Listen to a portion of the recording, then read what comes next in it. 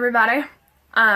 So this is my second video, and today I wanted to talk about my actual surgery experience, which actually was really atypical, like, compared to everybody else.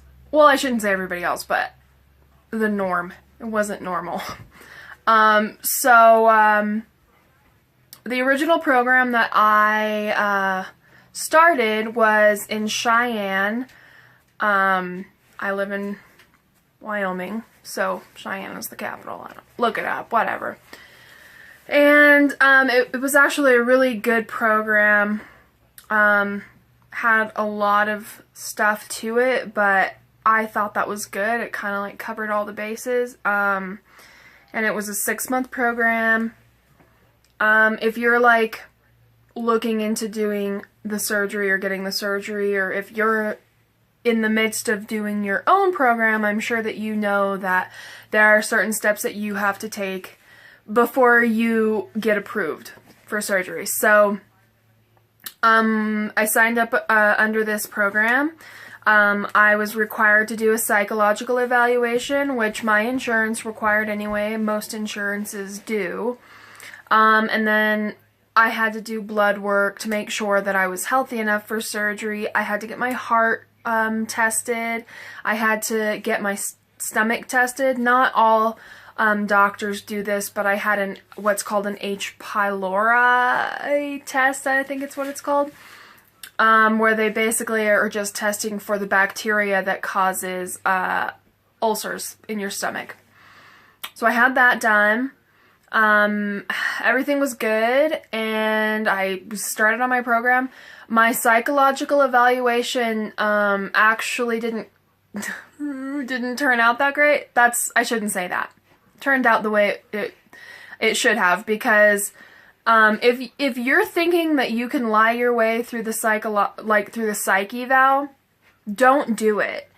You're only hurting yourself. Like, if you're scared that they're gonna say no, shouldn't be scared that they'll say no. They're not gonna say, you're too crazy to get this. They're not gonna do that. They're gonna say, you know, you're not ready for it, but this is what you can do to be ready. So, I really encourage you not to lie on that, because you're just going to hurt yourself in the long run. You're going to set yourself up for real struggle down the road. I know, because I know somebody that thought that she could lie, and she did lie, and it was real stupid of her to do it, because now she's having a lot of difficulty. Maybe I'll make a video about that later. Maybe I won't. It's not nice to talk about people. I don't know. Anyways, so the psychological evaluation really covers everything. They want to make sure that you're competent, like that you know what you're agreeing to, and they want to make sure that you are mentally and emotionally healthy enough for life after surgery.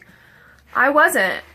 My tests came back and I was not. I have a lot of, I have a history of mental illness, depression. I have a history of depression and really bad anxiety.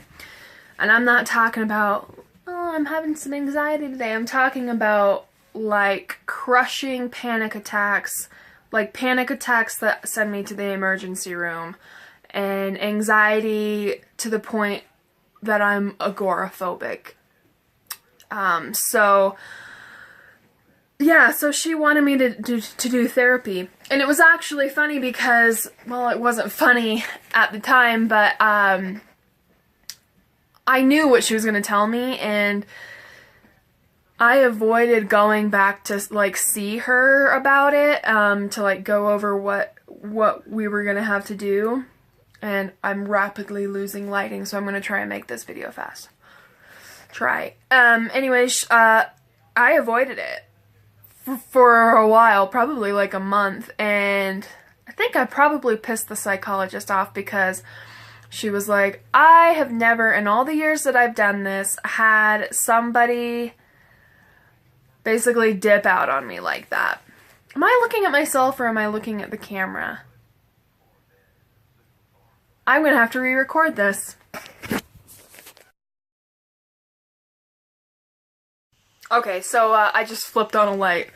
Hopefully I can like merge these videos. Anyways, so I avoided going back to see her, and she seemed like kind of ticked off about that. That she had never had that before. She kind of, you know, she asked me some questions about why I was avoiding it. And at the time I wasn't really sure. I don't know, I guess I couldn't like mentally or verbally articulate why.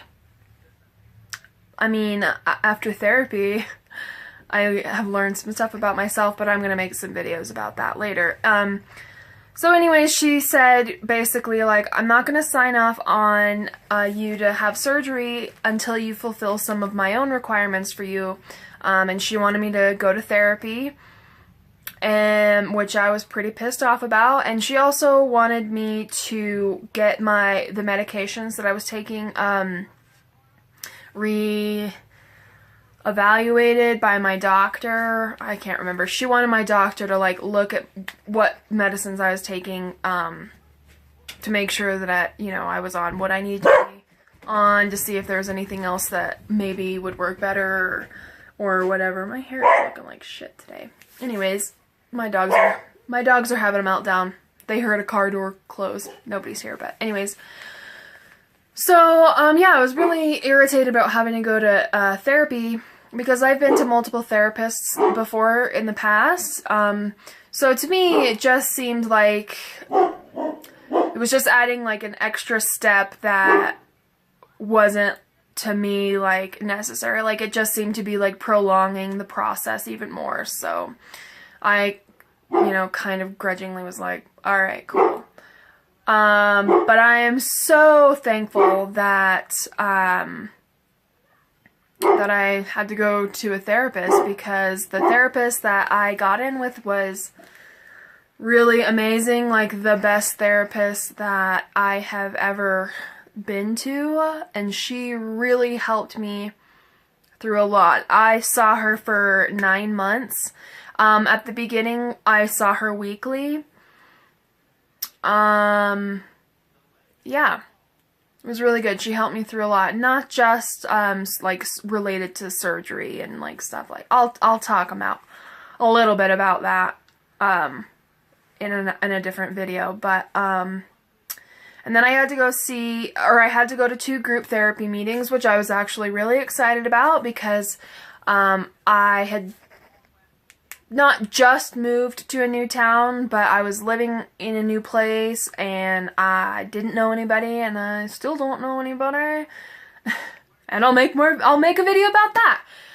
So I was really looking forward to connecting with people who I could talk to about this, who had had the surgery, and ask them questions, and just everything. So I was excited about having to go to 2 group meetings, and I had planned on like continuing to go to those.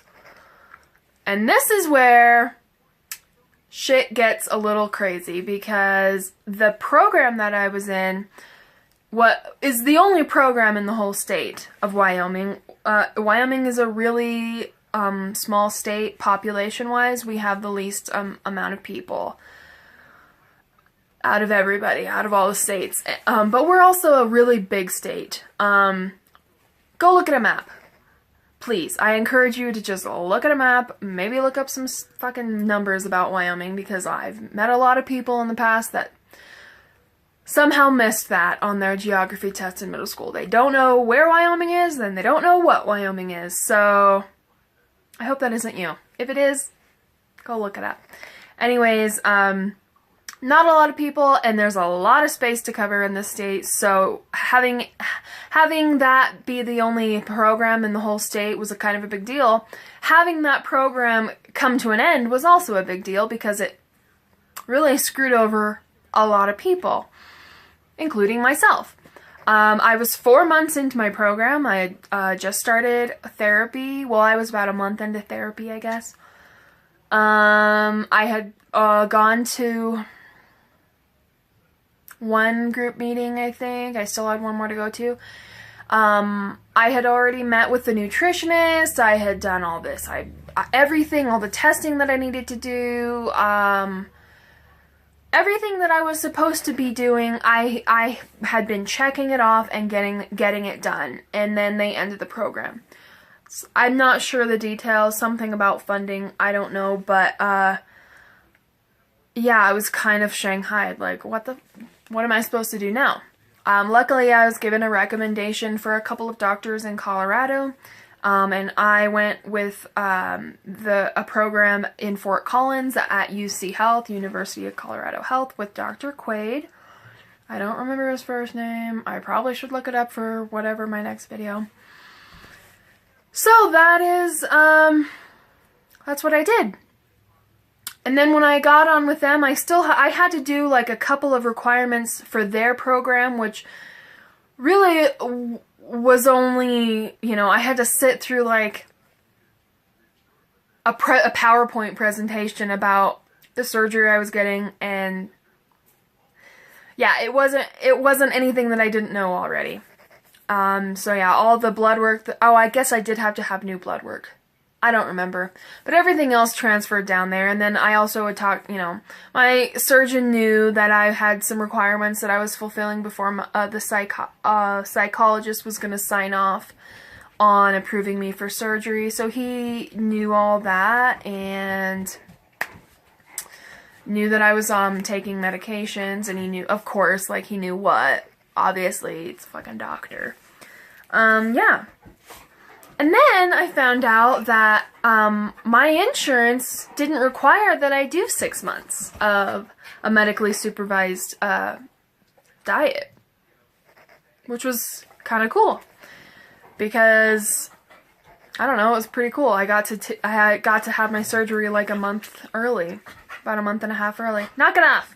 My dogs are being annoying. So they scheduled me for surgery. The psychologist in Cheyenne signed off after, you know, she had gotten in touch with my therapist. My therapist was like, yeah, she's actually coming to therapy, you know, whatever. So she signed off on me, getting the surgery, and then I got the surgery. And that was that. And now here we are.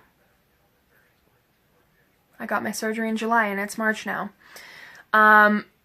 And here's the second thing that made my surgery very atypical. Or let me say, what made my post-operative phase very atypical. A month, not even a month, probably 3 weeks after I had surgery, I had my little sister up here to help me out with stuff while I was recovering after surgery. Like, she was staying with my brother in Albuquerque for the summer, so I went down and I got her, like, a couple days before I had surgery, brought her back up here so that she would be here with me during the day to, like, help me with stuff. And then after I was better and had gone to, like, my first follow-up appointment, like, right after surgery, and I was feeling a lot better, I took her back down there, and on my way home, it's an 8-hour drive from where I live to Albuquerque. And I was 30 miles from my house, and I got into a really, really, really, really bad car wreck. So, yeah. And I'll make a video about that. That'll be my next video. So stay tuned, and I'll tell you all about that and how it has affected me even up to this point, because it was really horrible. Yeah. So stay tuned. If you watched this through to the end, thank you very much. If you want to subscribe, feel free to subscribe. Leave a comment. Ask some questions if you have questions. If you have, like, videos that you're wondering about, ask, you know, whatever. I've got, like, so many videos. I'll probably make, like, a couple of videos in a row tomorrow and then just post them. I don't know. But, yeah, thanks again, and stay tuned for more. All right. Bye.